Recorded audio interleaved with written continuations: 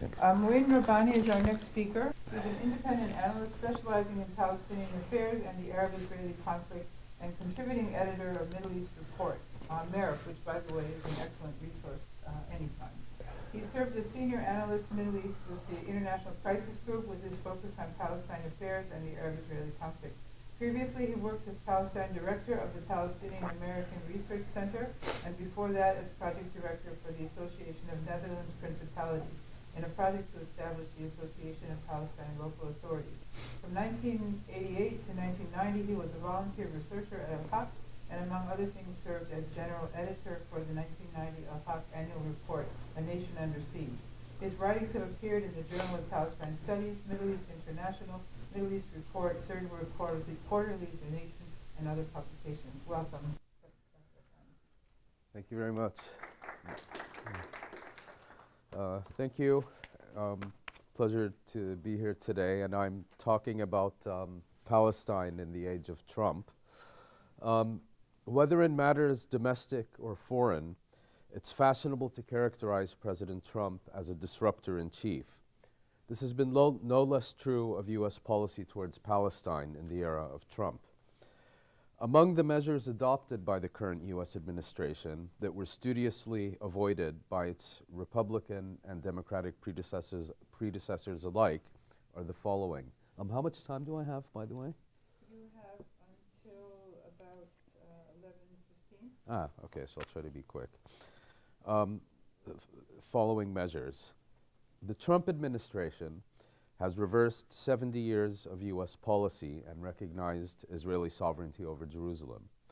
Washington has, for all intents and purposes, extended this to a recognition of exclusive Israeli sovereignty over both West and occupied East Jerusalem, and has additionally begun the process of relocating the U.S. Embassy to Israel from Tel Aviv to the Holy City. The Trump administration has terminated U.S. funding to and called for the abolition of the United Nations Relief and Works Agency for Palestine Refugees, UNRWA. This despite the fact that the U.S. played a central role in establishing the agency and its mandate during the late 1940s and early 1950s, and has for many years been UNRWA's single largest donor. The target of this initiative is not so much UNRWA itself, but rather the Palestine refugee question. The Trump administration hopes to liquidate this issue by compelling the United Nations to redefine Palestine refugees so that they effectively cease to exist. The Trump administration has, for all intents and purposes, abandoned the formal U.S. commitment to a two-state settlement of the Israeli-Palestinian conflict, which became official U.S. policy during the George W. Bush presidency. The Trump administration has ordered the closure of the PLO mission to the United States and expelled its diplomats, effectively severing diplomatic relations with the Palestinians and withdrawing recognition of the PLO, and in so doing, reversed a policy first adopted by Washington during the early 1990s. The Trump administration has formally ended the characterization of the West Bank and Gaza Strip as occupied territories, reversing the formal position of every U.S. administration since Israel first conquered these territories in 1967 during the presidency of Lyndon Johnson. The Trump administration has terminated the USAID program in the occupied Palestinian territories. None of this aid went to the Palestinian Authority or to the PA budget. Tellingly, the only form of direct U.S. assistance to the PA, consisting of various forms of direct and covert support to the Palestinian security forces, remains untouched. Many of these policy changes that I referred to additionally represent a clean break with the international consensus on the question of Palestine, and, as in the case of the relocation of the U.S. Embassy, also stand in explicit violation of United Nations Security Council resolutions that by definition could only have been adopted with U.S. consent. The appearance is clearly one of a willful, radical departure from traditional U.S. policy. And in form, that is certainly the case. But upon closer examination, there is also a case to be made that Trump is building upon a long-standing bipartisan consensus and merely taking it to its logical conclusion. Take, for example, the U.S. recognition of Israeli sovereignty over Jerusalem. Trump was hardly the first U.S. presidential candidate to pledge that he would do what he eventually did. For decades, every significant Republican and Democratic candidate had made exactly the same pledge. More to the point, the basis for this initiative was established by the Jerusalem Embassy Act of 1995, which was adopted by a resounding vote of 93-5 in the Senate and 374-37 in the House of Representatives. This was in 1995. The act allowed the president to sign a waiver every 6 months, postponing implementation of the act on national security grounds. All Trump did last year, effectively, was to decline to sign a further waiver.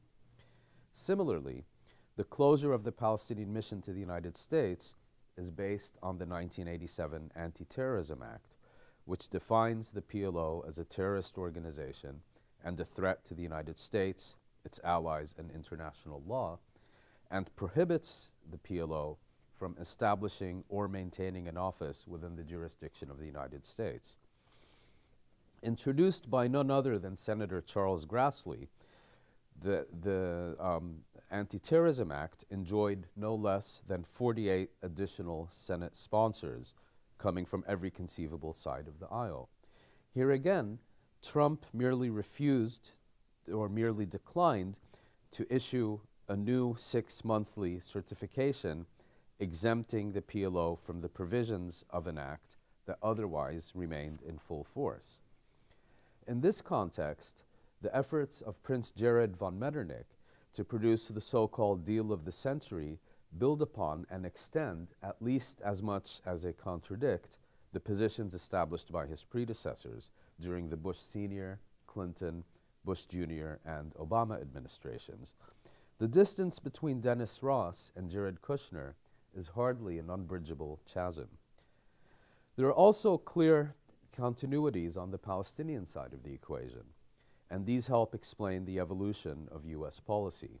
Here it is useful to think of 3 interrelated dynamics that tend to mutually reinforce each other: Israeli, Palestinian, and American. Many would add regional and international as well.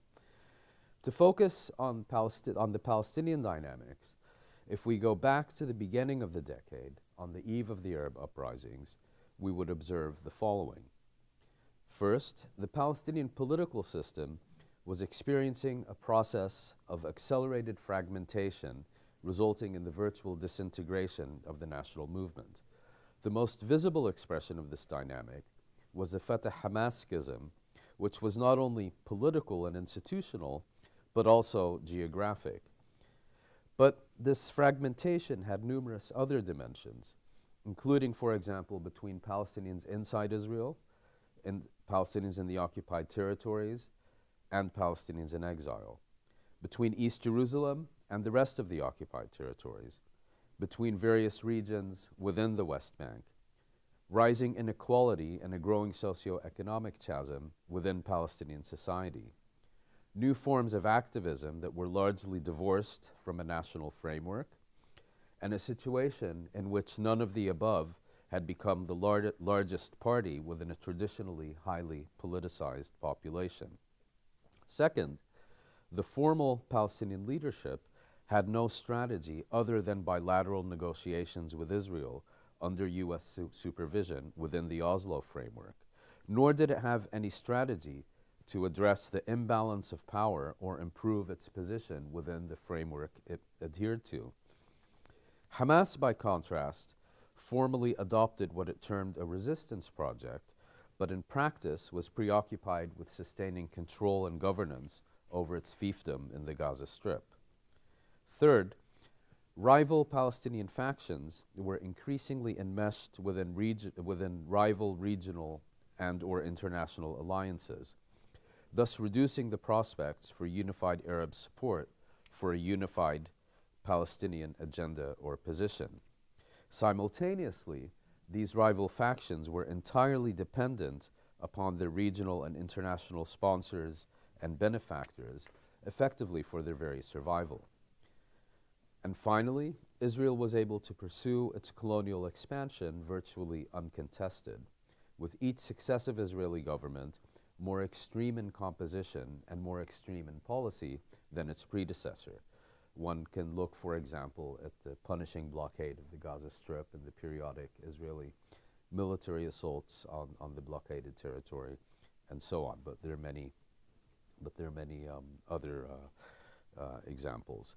Turning to the Arab uprisings, most Palestinians initially rejoiced at the Arab uprisings and hoped and expected to be among their primary beneficiaries. In 2011, there were sound reasons for their doing so. While the uprisings were primarily driven by domestic factors, resentment at their rulers' obeisance to the West also played a clear role. For example, the way that Arab rulers had passively not responded to the U.S. Invasion of Iraq and not tried to find a regional solution and so on. It was also taken as a given that new post-uprising governments would be more responsive to the popular will and that therefore would be more assertive in their support for the Palestinian cause and less amenable and more hostile to Israel.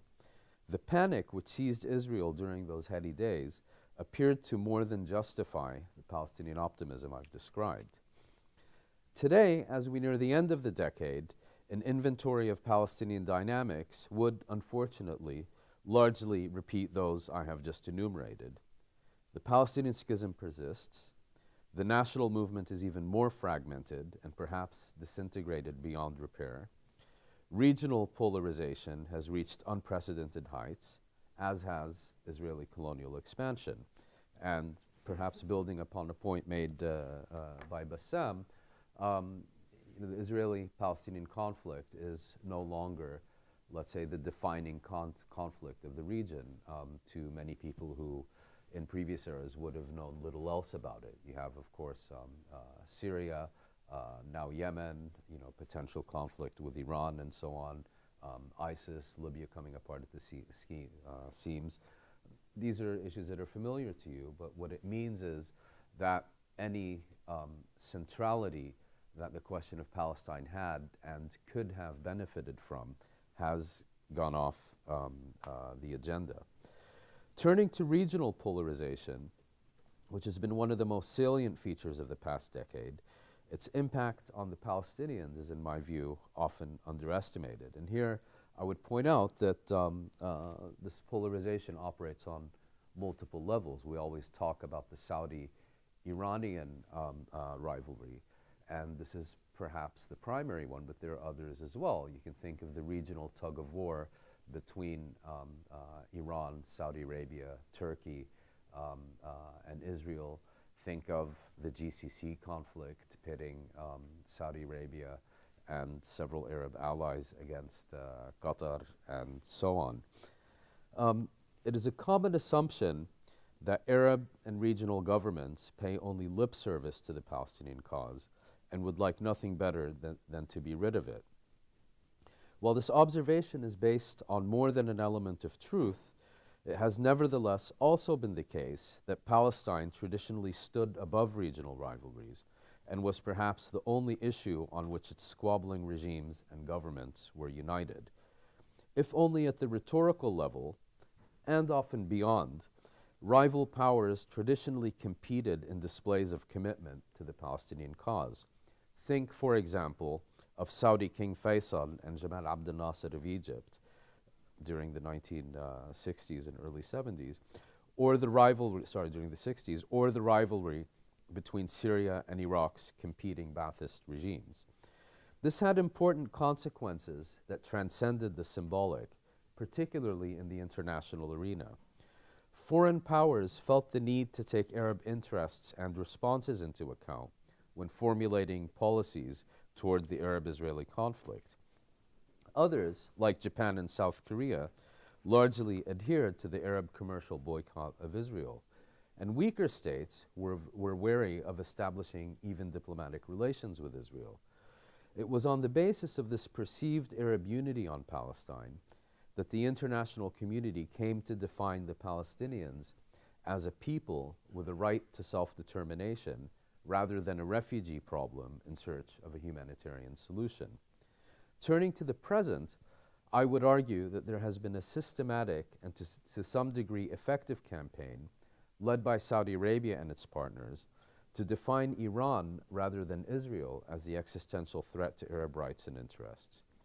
In the context of the conflict between Israel and Iran and of Israel's military and security capabilities, the corollary of this doctrine is that Israel is a valuable partner in the struggle against the Iranian threat and its continued occupation of Palestinian and Arab territory at most a secondary issue. Thanks to this transformation, the Jewish state has become a leading Sunni power. By the same token, Iran's championing of the Palestinian cause since 1979 and sponsorship of various Palestinian militant groups has led some in the region to see the Palestinian cause as an extension of an Iranian rather than Arab or joint project, and significantly reduced their appetite for supporting the Palestinians. The growing web of relationships between Israel and the GCC states, some overt and many more covert, reflects the adage popular among the region's ruling circles that the road to Washington goes through Tel Aviv. In other words, those seeking to strengthen their alliance with the United States and ensure greater American commitment to their thrones and or further support in their regional rivalries, whether against Iran or Qatar or Saudi Arabia or Turkey or whoever, believe that they would do well to expand their relations with Israel. And we've seen several examples of this in recent weeks. Complementing this normalization and seeking yet further American favor, we have witnessed growing Arab pressure on the Palestinian leadership to indulge various American diplomatic proposals that are functionally indistinguishable from Israel's agenda and in a previous era would have been rejected out of hand. By thus encouraging the United States to continue promulgating unrealistic, if not stillborn proposals, and empowering Israel to accelerate rather than reverse the colonization of the occupied territories, the search for Israeli peace is further complicated. I'm looking at the clock, so I'll just skip that one particularly interesting aspect of regional polarization is the reversal of Fatah and Hamas with respect to their relationship with Damascus. You, on the one hand, had Fatah, which is a secular nationalist movement, which, despite certain affinities with the type of nationalism espoused by Ba'athist Syria, had a very strained relationship since the mid-1960s, while Hamas, which is a constituent member of the regional Muslim Brotherhood, which the regime in Damascus sees as its greatest enemy, or had at least, maintained its headquarters in Damascus, despite these contradictions. And then during the Syria conflict, you had Hamas withdrawing its leadership from Damascus and moving it to Qatar, effectively breaking with Assad regime, while Fatah drew increasingly close. And there are other such dynamics. It would, in my view, be both fair and accurate to state that regional polarization, particularly in its present forms, has been nothing less than catastrophic for the Palestinians and the prospect of a just and durable Israeli-Palestinian peace. The most destructive effect of the Saudi-Iranian rivalry, and again, not the Saudi-Iranian rivalry alone, including also other forms of regional polarization, is that it has reinforced inter-Palestinian division, deprived the Palestinians of the unified support and strategic depth they require for a successful strategy, empowered Israel to consolidate its domination of the Palestinian people, and encourage the international community, particularly the United States and Europe, to indefinitely perpetuate the status quo. It would, of course, be simplistic to conclude that the polarization being discussed today explains the current state of the Israeli-Palestinian conflict, but it does help explain it, does so in ways that are not always readily apparent, and I would go even further to say that one can't complete an explanation without it. In conclusion, we are back to business as usual, but with a hefty dose of steroids administered in the interim. Nevertheless, I do feel it's important to point out that we are in the midst of a regional transformation that is far from concluded, as I think Bassam indicated as well. Thus far, the Palestinians have on the whole been passive recipients of the various impacts of these transformations, whether one looks at them in national or regional contexts. Should they overcome their domestic challenges and begin the process of rebuilding a coherent and unified national movement, they may well be in a position to affect or at least derive benefit from the next phases of this transformation.